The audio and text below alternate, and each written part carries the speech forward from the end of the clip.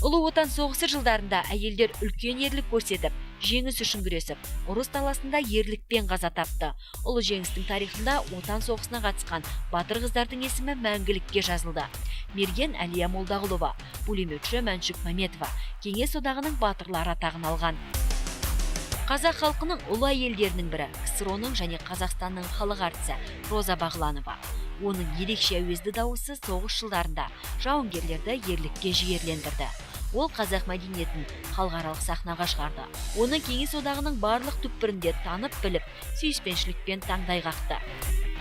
Күләш Байсейітова, қазақ халқы күләш арқылы дүние жүзінің классикалық операсымен көптеген халықтардың музыкасын таныды. Замандастары дүниежүзілік мәдениетті тануда күләш атымен байланыстырады.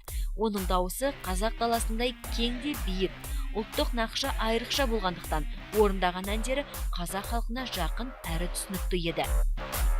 Хиуаз Доспанованың жастық шағының 5 жылы қанқұйлы соғыс майданында аспандағы жау ұшақтарымен шайқаста өтті.